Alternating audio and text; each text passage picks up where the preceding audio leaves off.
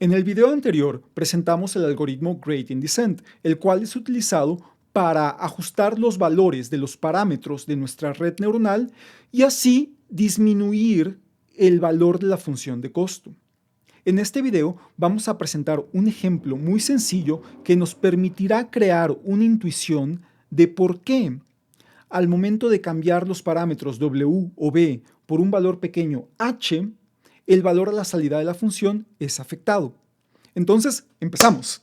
Y vamos a resolver este ejemplo muy sencillo que nos va a permitir de forma muy intuitiva y simple darnos cuenta cómo este valor de la salida, cómo este valor acá, va a ser afectado por cambios muy pequeños de estos valores. Después de hacer este proceso, en el siguiente video vamos a aplicar estos conceptos, pero ya para una red neuronal muy pequeñita, pero que nos permita ver cómo la función de pérdida es afectada mediante el ajuste de los valores W y B. Suponemos entonces que este es un equivalente a nuestra neurona artificial que realiza la multiplicación WX y le suma el bias. Simplemente hemos separado en nodos en esta gráfica computacional. Entonces tenemos que aquí vamos a llamar este valor al punto a la salida de la multiplicación, vamos a llamarle t, y aquí tendríamos que t va a ser igual a menos 10, ya que es la multiplicación de w por x igual a 5. Y a la salida aquí tendríamos que es menos 10 y le estamos sumando un valor de b igual a 3. Entonces tendríamos que nuestra salida, vamos a llamarle a esta salida z,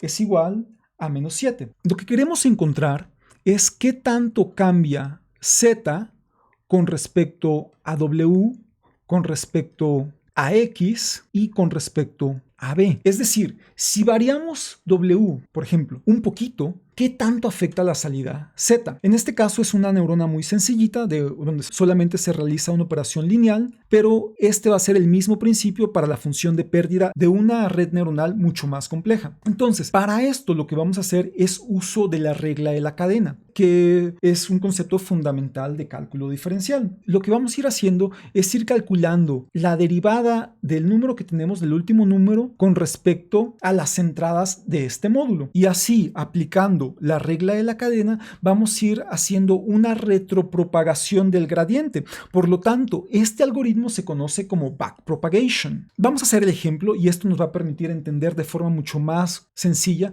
esto que estoy explicando. Y vamos a empezar por definir algunas derivadas muy sencillas de esta arquitectura. Por ejemplo, tenemos t, que es la salida de este módulo de multiplicación. T tenemos que está dado por la multiplicación de w por x. Tenemos que la derivada de t con respecto a w es igual a x y la derivada de t con respecto a x es igual a w. Por lo tanto, en este caso en particular, la derivada de t con respecto a w sería igual a x y x tiene un valor de 5. Y la derivada de t con respecto a x sería igual a w y w tiene un valor de menos 2. Por lo tanto, aquí sería menos 2. De igual forma, si pensamos que aquí la entrada a este módulo de suma es t y aquí es la entrada es b. Definimos que z está dado por t más b. ¿Qué tanto cambia z si t cambia un cierto valor? Y de igual forma, ¿qué tanto cambia z si b cambia un cierto valor? Que sería la derivada de z con respecto a b. Entonces vamos a escribir esto y tendríamos que la derivada de z con respecto a t sería igual a 1. Podemos encontrar tablas con las reglas de derivadas, pero bueno, la derivada de una suma, en este caso sería la derivada, esta es una constante que no depende de t, por lo tanto sería 0, y esta sería la derivada de t con respecto a t, lo cual es 1, y entonces tenemos finalmente que la derivada de z con respecto a b también sería 1, por los mismos motivos que el caso de la derivada de z con respecto a t. Y ahora lo que vamos a hacer entonces es obtener estos valores de la derivada de z con respecto a w, la derivada de z con respecto a x y la derivada de z con respecto a b. Y para esto vamos a utilizar estas derivadas que acabamos de definir aquí. La derivada de z con respecto a w estaría dada por la derivada de z con respecto a t por la derivada de t con respecto a w. Y si sustituimos los valores que tenemos aquí, tenemos que la derivada de t con respecto a, la derivada de z con respecto a t es igual a 1 y la derivada de t con respecto a w es igual a 5.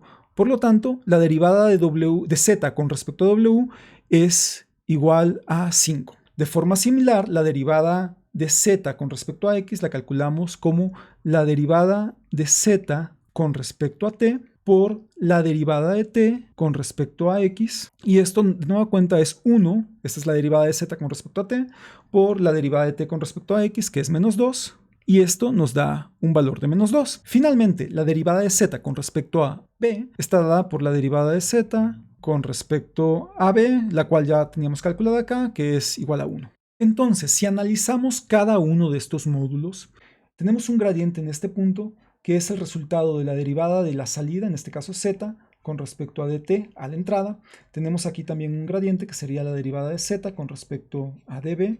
De igual forma, aquí en este punto tenemos un gradiente que es la derivada de t con respecto a dw. Y aquí un gradiente que es la derivada de t con respecto a dx. Y en este caso, a la salida, es importante notar que tendríamos posiblemente un gradiente. Si esto estuviera conectado a otros puntos, tendríamos un gradiente que llega de regreso. En este caso, como no está conectado a ningún otro lado, la derivada en este punto no es otra cosa que la derivada de z con respecto a sí mismo, y esto es igual a 1. ¿Sí? Sería la derivada aquí a la salida. Para obtener estos valores de dz, dw, una forma de visualizar esto es que tenemos un gradiente que llega aquí, que llega desde arriba, que llega de las neuronas que están posteriores. Y entonces lo que queremos hacer es calcular la derivada de este dz con respecto a b. Aquí fluye un gradiente de regreso. Estrictamente, este gradiente sería la derivada de dz con respecto a dz por la derivada de dz con respecto a db. Ese sería el gradiente que está yendo aquí de regreso, en este sentido. Y ese gradiente habíamos dicho que en este caso es de 1. De igual forma, aquí, en esta suma, en esta operación de suma, fluye un gradiente de regreso. Y ese gradiente de regreso es el gradiente de dz con respecto a dt, el cual habíamos dicho de nuevo que es un valor de 1. Estrictamente también este valor de dz con respecto a dt sería igual a este gradiente de acá, de z con respecto a dz, por el gradiente de dz con respecto a dt. No ponemos esto porque esto es igual a 1. No ponemos dz con respecto a dz porque esto es igual a 1, pero estrictamente lo deberíamos estar escribiendo. Igual aquí dz con respecto a dz y dz con respecto a db. Y así fluye un gradiente de regreso que es de 1. Pero ahora lo que queremos es encontrar el gradiente que va de regreso para w y para x. Y entonces lo que tenemos es que, por ejemplo, el gradiente aquí que va de regreso sería este gradiente de z con respecto a dw que mencionamos que está dado como el resultado de la regla de la cadena, que es de z con respecto a dt, que es este gradiente que va aquí de regreso, que ya dijimos que es 1, por el gradiente local. Y el gradiente local dijimos que era este dt con respecto a dw, de tal forma que el gradiente que regresa aquí es 5. Aquí el gradiente que regresa a la x también lo calculamos de forma similar, que es el gradiente local de dt con respecto a dx, es esta parte, multiplicado por el gradiente que está llegando a esta unidad, que es de z con respecto a dt, y así se calcula que este gradiente es de menos 2 y aquí fluye un gradiente de menos 2. Y esos son los gradientes que van a regresar a estos puntos. Ahora, ¿de qué nos sirve esto? Tomando este valor de h igual a 1, vamos a decir que afectamos w por ese valor de 1. W va a ser igual ahora a w más h, por lo tanto este nuevo valor de w va a ser igual a menos 1. Entonces vamos a hacer los cálculos nuevamente, todos estos valores, pero ahora asumiendo que w ya no vale menos 2, sino vale menos 1, porque lo estamos incrementando por este valor de 1. Y es un valor que seleccioné arbitrariamente, simplemente para hacer un ejemplo muy sencillo. T ahora sería igual a el valor de w, que ahora es menos 1, por el valor de x, que sigue siendo 5, y esto nos va a dar menos 5. Y este es el valor que entra a esta suma. De aquí tenemos que z estaría dado por la suma de t más b. Z es t más b, como definimos aquí en esta parte. Entonces este nuevo valor de z sería igual a t, que ahora es menos 5, más b, que ahora sigue valiendo 3. Entonces este valor nos va a dar menos 5 más 3 igual a menos 2. Y nuestro nuevo valor de z es menos 2. Ahora, vamos a analizar este resultado. Originalmente, nuestro valor de z era menos 7 para un valor de w igual a menos 2. Pero la derivada de z con respecto a w nos dice que es 5. Y este valor 5 implica que si incrementamos W por un valor H, que en este caso H fue de 1, nuestro valor de Z se va a incrementar por un valor de 5 veces ese valor H. Recordemos, la derivada de Z con respecto a W nos dice qué tanto cambia Z si variamos el valor W. Y vamos a verlo. Lo que hicimos nosotros fue incrementar W por un valor de 1, asumimos H igual a 1, entonces W se incrementó una unidad y esperaríamos que Z se incremente 5 veces una unidad, es decir, 5. Si pensamos menos 7 más 5, 5 por 1, bueno, el valor de H, esto nos da igual a menos 2. Y repitiendo entonces el flujo de la información de los datos en este modelo de gráfica computacional, tenemos que con un nuevo valor de W igual a menos 1, si repetimos T ahora vale menos 5 y luego calculamos Z, efectivamente nos da menos 2, lo que nos demuestra que, como esperábamos, Z se incrementó una cantidad igual a 5 veces H. Vamos a hacer un ejemplo ahora con X y vamos a repetir el experimento. De nueva cuenta con H igual a 1, entonces X ahora sería igual a X más H y esto sería igual a 5 más 1, sería igual a 6. Nuestro nuevo valor de X va a ser 6 y repetimos, T va a ser entonces igual a W, sigue teniendo este valor original de menos 2.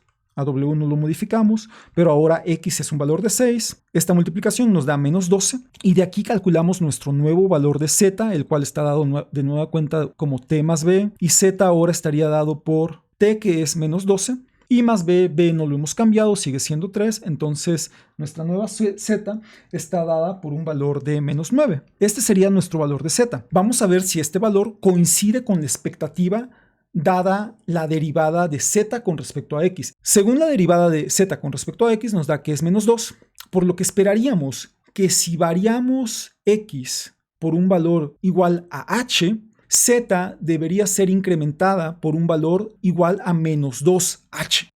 Y aquí incrementamos X por un valor de 1, por lo tanto esperaríamos que Z, en este caso como la derivada es menos 2 es negativa, esperaríamos que Z se incremente por un valor de menos 2H, o sea, es decir, que se decremente por una cantidad de 2H. Validando nuestra operación, lo que observamos es que efectivamente Z tenía un valor de menos 7. Si este valor, menos 7 más menos 2 por H, que en este caso H es 1, esto nos da un valor igual a menos 9, el cual podemos ver que coincide con el resultado que tenemos aquí.